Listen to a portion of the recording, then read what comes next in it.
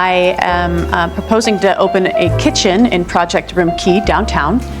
I'd like to hire and train a small staff of people who will serve a daily lunch and a drink for $5 a plate. $5? Would it make a profit?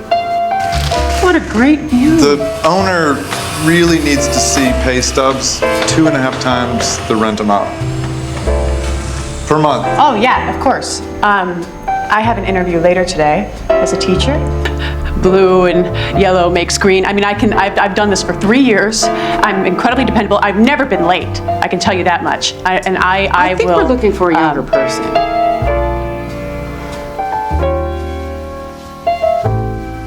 ¿Estás lista para ordenar? Oh, no, I'm just waiting for someone. Thank you, though. Your plan has potential, but I don't see any allowances for insurance or payroll fringe. You need a job to qualify. Miss Thomas, people usually have more experience when they apply here.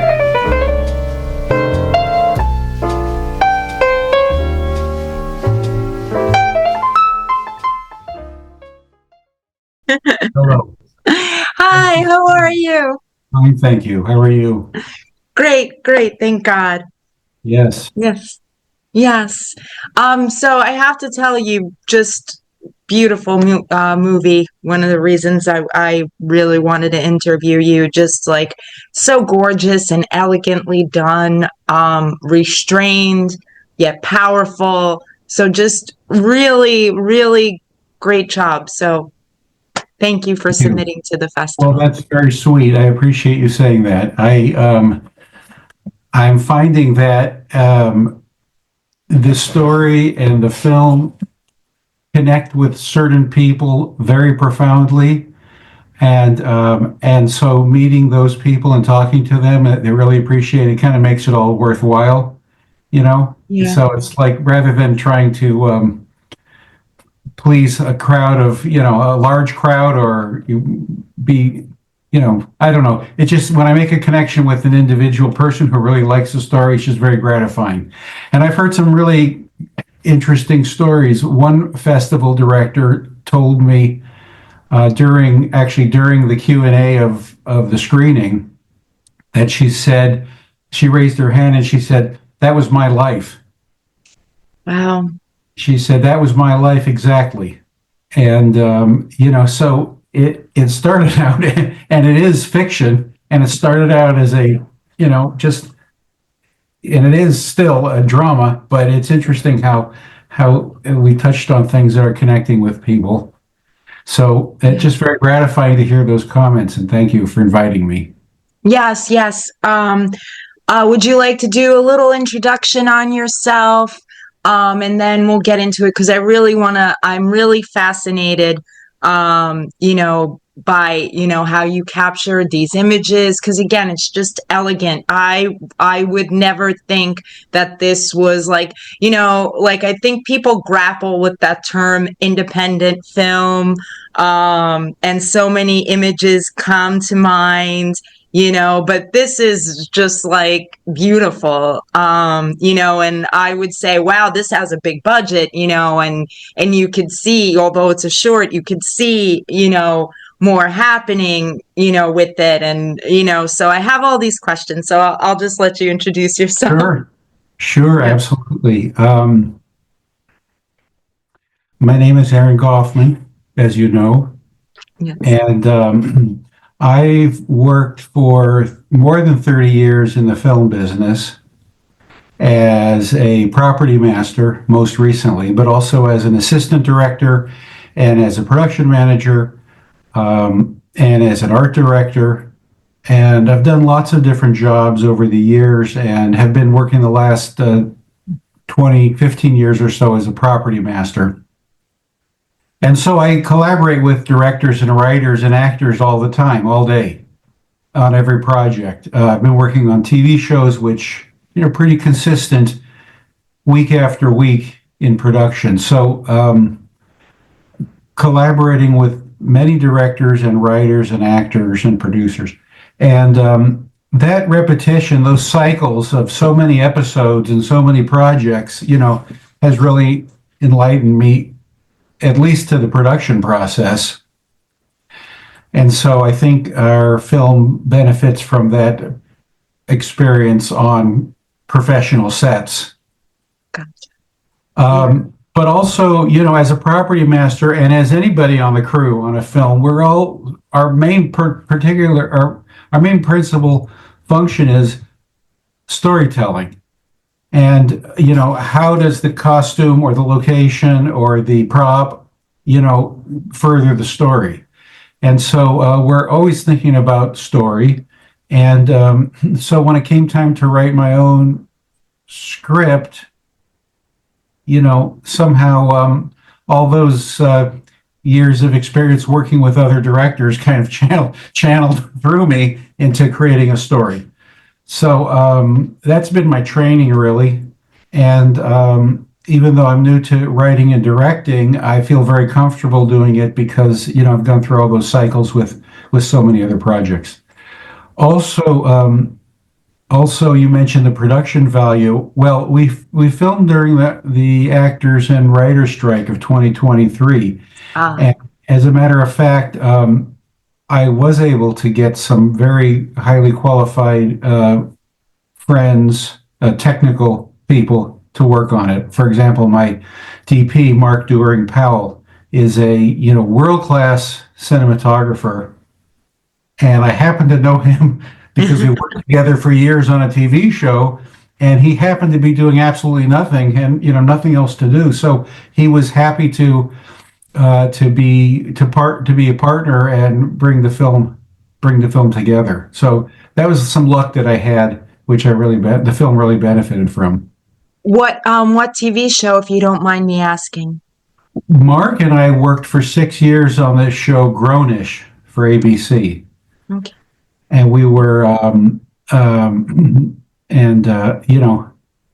so 6 years of pretty constant work together. So we were very, very familiar with each other, and really props and the cinematographer, we actually happened to talk quite a bit because of how props play on camera, props that light up, props that have, that have to function, props that have to make room for a camera. Anyway, it seems like I work a lot with the DP, which I enjoy very much. Maybe that's usual or maybe it's unnormal, but collaborate closely with the DP. And when you say world class, the cinematography, is just brilliant. It just draws you in. You're immediately like, I have to say it's to Mark's credit that he pulled off what our objective was, which was to, immerse the viewer in a story and not to think about the cinematography. And an interesting thing that's happened is, and it's no complaint at all, it's just an observation that on all the festivals we see nominations for cinematography, and our film has never been nominated for cinematography. And again, no complaints, very grateful for all the exposure, but it's just interesting that our cinematography just sort of vanishes into the story. It doesn't make a big deal of itself. There's no trick shots or, fancy things. And that was part of our strategy. And so the fact that kind of, almost like editing, because people don't notice it, that kind of, in my opinion, makes it like very successful. Indeed. Well, we don't have a cinematography category, but if we did, Mark would certainly have won it. Thank you for saying that. Yeah, thank him for us. It is just so, like I said, powerful but yet restrained. So I wonder, like, a few things, like how many revisions, do you remember how many revisions of the script you might have made? What your notes with the actress were, just, wherever you want to jump in on that. Well,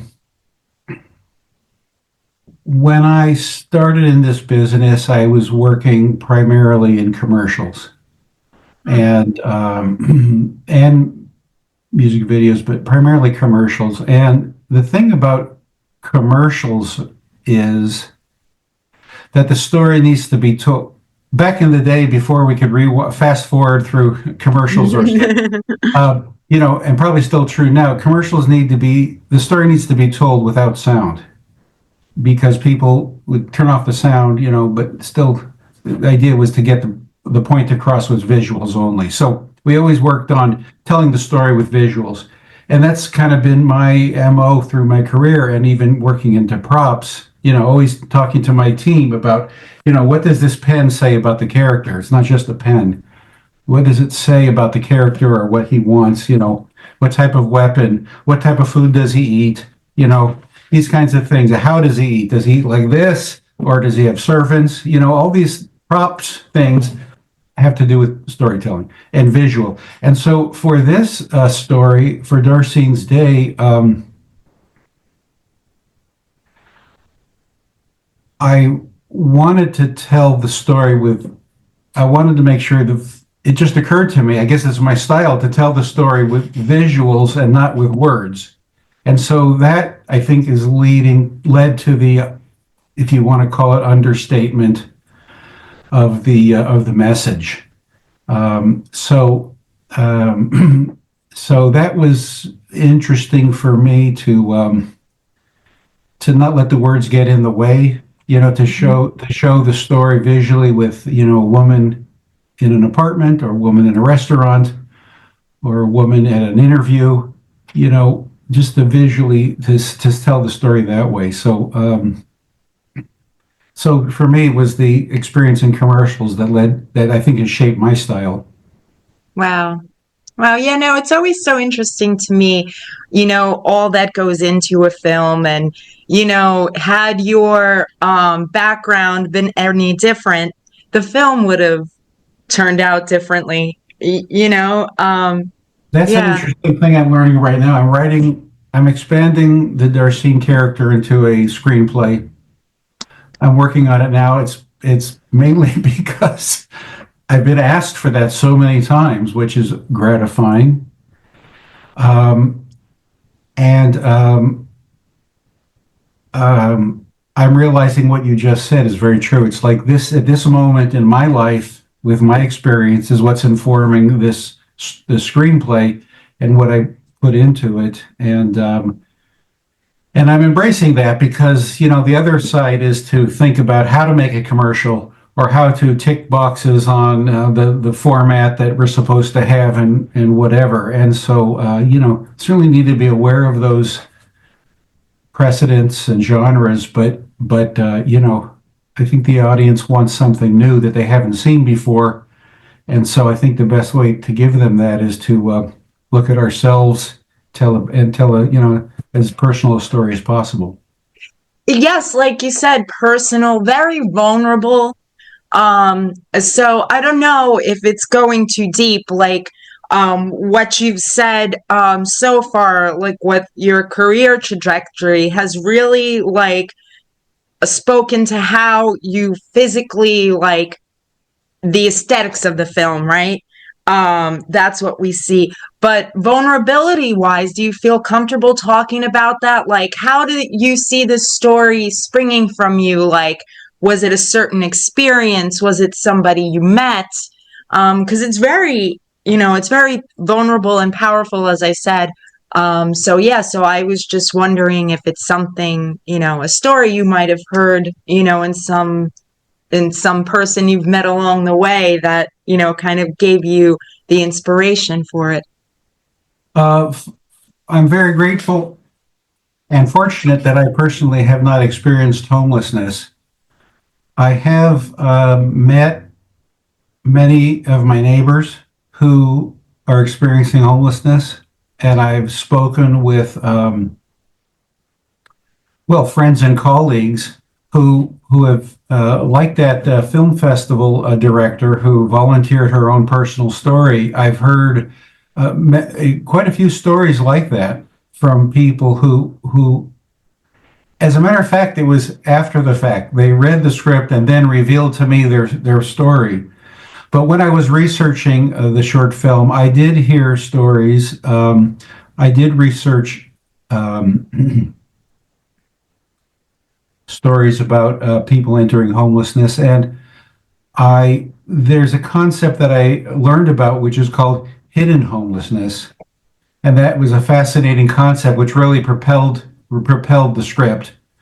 And that is the idea that there are people, our neighbors, friends, co-workers living among and working among us who are experiencing housing challenges, but don't talk about it, so to speak, so as not to call attention to it, and sort of function or attempt to function normally in the workplace or at school. I heard a story about a person who lived for 2 years in his car while getting a degree at UCLA. Wow. So now there's two sides to that story too, interestingly. I mean, it's really a fascinating subject. It keeps getting deeper and deeper. Some people, I understand, made a choice, and this is primarily men, frankly, made a choice to live in their car to save money. Like it was a financial strategy, not not an act of desperation. But it is, in a way, an act of desperation if that's what one needs to resort to, or Sure. could be viewed as an act of desperation. But so functioning and perhaps, getting ahead while having housing instability. So that was just interesting to me, that concept of hidden homelessness, and that's really the concept that propelled the short film. Is that someone who is doing the best they can and trying as hard as they can and not doing anything wrong, still is suffering quietly. Yeah, no, it's really, that brings up so much, first of all, just counting your blessings, we all get so, oh, I want this. And I think, that's you have a roof over your head. You're walking around on two legs, breathing, there's some food in your refrigerator. You are rich, Yeah. I don't know. I think we lose sight of that. We're all human, of course, but yeah, no. And the fact that some people resort, as you said, to that strategy of roof over my head, or I kind of have a roof and I can get to where I need to go, Yeah. Yeah. There's another issue I think our film hits on, which is I believe is a very common experience. I mean, which is, from my perspective at least, I see the middle class in our country disappearing or disappeared. Yeah. And so, I mean, I grew up in what I would call a middle class family, but by today's standards, I think we would have been called rich. When I was a kid, we were not rich. We were just middle class. I lived in a neighborhood with a house and parents, and my dad worked and my mom stayed at home. And, we were like just what I would call American middle class, just from my perspective. But I think now all of us are feeling, unless we happen to be super rich, I think all of us are feeling this downward pressure. I mean, even if you make $1 million, or you're making $100,000 or $200,000 a year, we're still like, that's not really thriving anymore. It's barely getting by. Yeah. And a family, a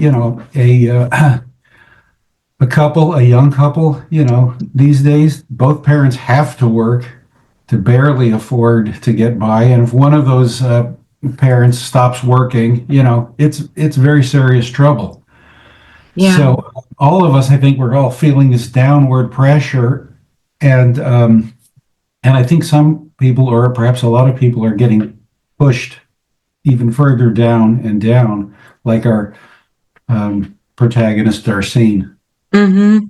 Yeah, no, again, you touched on, like, I think they're, like, intentionally or not, like, that kind of thing where, when she's in the interview for the job, right? And, it's like everybody kind of wants to contain you when you're trying to come up.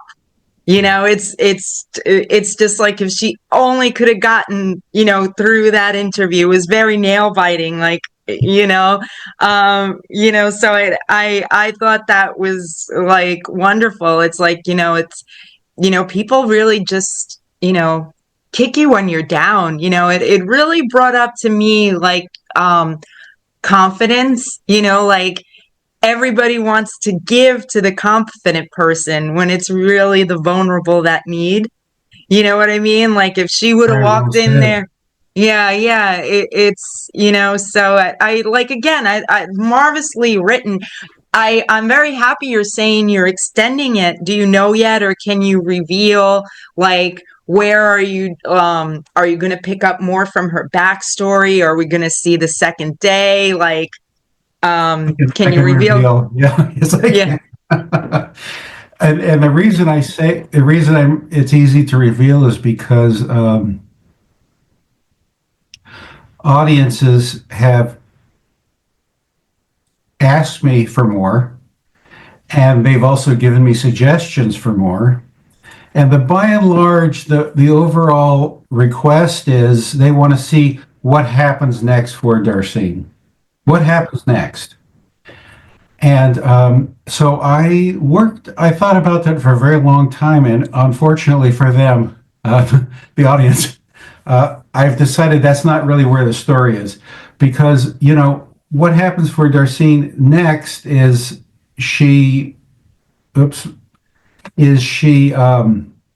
perhaps gets a job, and perhaps rents an apartment, and perhaps makes it. And I think all of us, like, as parents or friends, we want to see that. We want to see someone make it. The only problem with that is, in movie making, that's not drama. Mm-hmm. Yeah. That's not dramatic. We want to see that, and I do too, but that's not drama. So what I've decided to do is, instead of going forward, rewind the story to where she was before she, lost everything. So we're starting with, and in fact, in that scene with the interview for the teacher position, she mentions her husband and how she became divorced and lost her insurance. So I'm rewinding it all the way back to, quote, before she lost everything. Okay. Yeah. And so that's where the story's going to begin. But I won't tell you where it's going to end. Okay. Yeah, no, I can't wait to see it, and I hope you work with Mark again. I'm planning on it, yes. And I hope to work with Kyla again, the star. Yes. Well, I'm sure we have to talk about her because she's so excellent. How did that happen? Did you have, like, an extensive auditioning process? How did you two wind I up? did do a casting. I did sign it was, as I mentioned, during the SAG strike, but I did call up SAG and say, I'll sign an agreement. And, that's all I had to do. Basically, it was quite simple.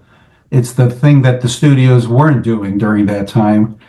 But we signed the SAG agreement, and then we're able to cast a wide net over some very talented actors who were also not working and available and twiddling their thumbs. So I did a formal casting session, and we had at least 100 people submit for the role. I didn't have a casting director. I had to function as the casting director. So that was a new lesson for me also. And very difficult.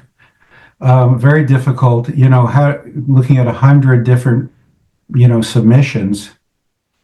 But through all that, I was able to start to pick favorites and narrow it down and have criteria and things, and down to 20 and then to 5 and 3. And then Kyla just sort of shined as the best choice. But there were many others who were very good. Kyla just shined as the best choice, and she had a great reading. She improvised a little bit in the audition, and I thought she had the great look. And when we met and started working on rehearsals and things, she had some very strong feelings about the character and brought a lot of insight into the subtlety of the character. And so we did refine the script once she was on board. We worked together and rehearsed with the other actors and refined the script, probably to make it more subtle and less on the nose, so even more toward that, trying not to say the obvious. Naturalistic. Yeah, she was wonderful. The character who plays like the landlord or caretaker of the building, I thought he was really great as well. Yeah, and playing that borderline, like he doesn't seem all there. Yeah. So no, you really got a lot of great performances. Like, bravo for being like your first film, in the director position. Yeah, really, really phenomenally done. As you've gotten a ton of awards already. I saw. I did win awards, which is very gratifying. As I've said, it's just great having audiences see the film. That's the funnest part for me. Some of the festivals are larger and some are smaller and some are very small. But when it connects with a person, it seems like it's all worthwhile. Just one person in the audience who comes up after the screening and said, I really liked it, or it really made me feel, or I was crying, or that could have been my daughter, or that could have been me. It's just like, wow, that's a great feeling to have that conversation with people, and it reminds me of the magic of the medium. I have to bring this up just because you're out in California, and it is kind of in line. Unfortunately, a lot of people have lost their homes in this horrific experience. What have you seen? Like, I know when I had contacted you for the interview, it was like, I love your film. I want to interview you. Can I ask to interview you? Or are you in the middle of chaos right now? What have you seen personally happening out there? And do you see like any remedies coming, at all? Well, I see. I have a friend who owned a house in Altadena, and he owned a second house also in Altadena that he was renting, and both houses are completely gone. Wow. 100%. And he's safe, and his family and dogs are safe, and that's wonderful. But I think probably like all of us, I'm just trying to imagine what that must be like. I don't know. I think I can't even comprehend it, that every single thing is gone. It must be so hard.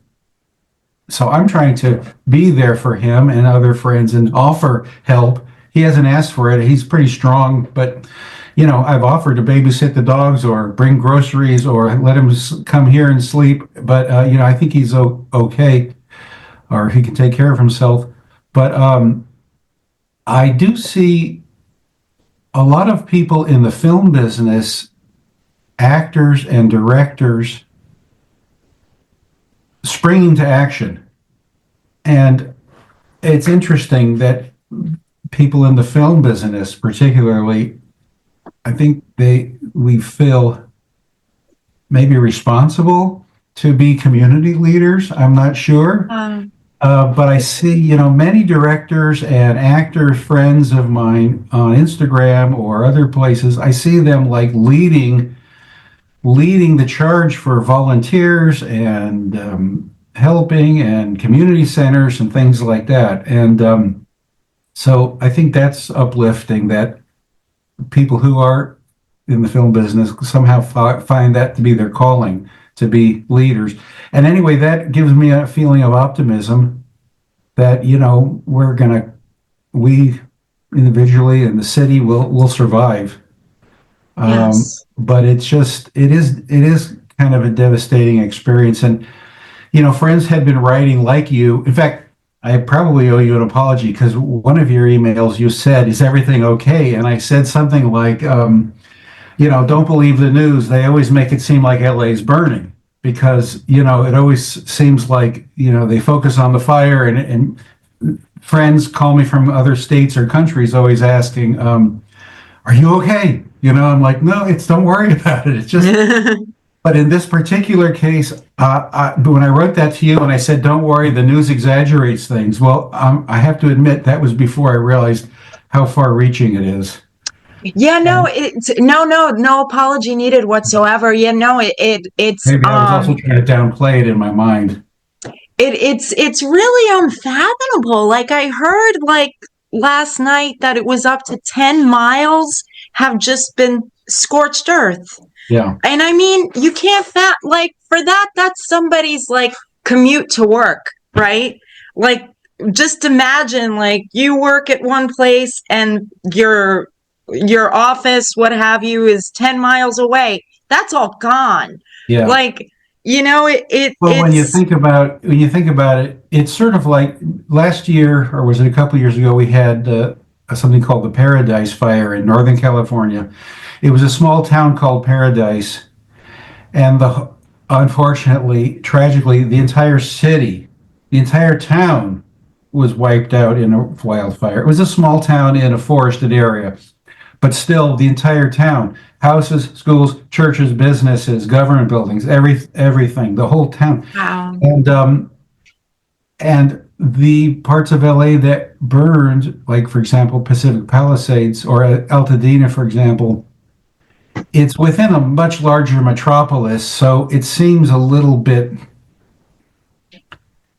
not as big as that, but that whole city of Altadena is gone, and it's kind of the same thing. An entire city is gone. And so it is unfathomable. Yeah. Like you're trying to grapple with how to put it into context, like commute to work or what distance that is. It's in a big city, so it's not a huge amount of miles compared to the whole city, but still, it's not just a couple of houses. It's like, it's just the whole community. It's just bizarre and very sad. Yeah. Yeah. I guess the only thing I could say, not that I'm in any expert position to comment, but my opinion is, thank goodness the human toll was relatively small. Yeah. We have building codes and, and communication, and some countries don't have that as much. I think we could imagine a fire like this in a smaller country or a developing country, thousands of people could have been killed. So exactly. we can be thankful for that.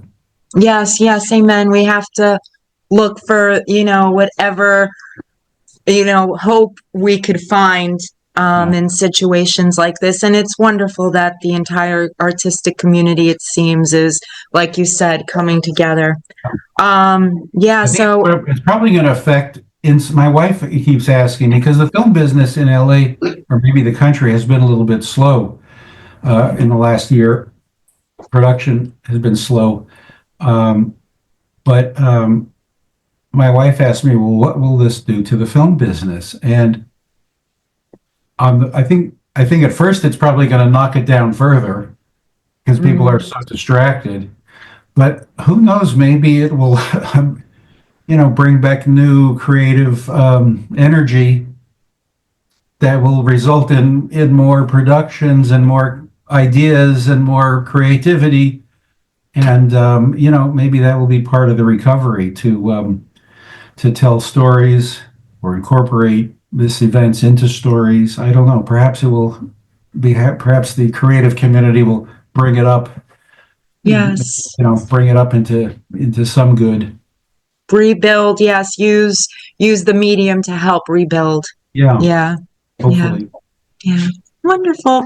I want to thank you for your time again and again for making a wonderful, really wonderful film.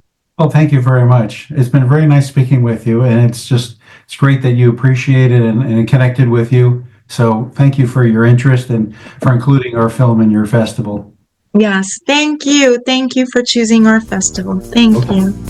Pleasure, Anna. Thank you. Bye-bye. Bye. Thank you.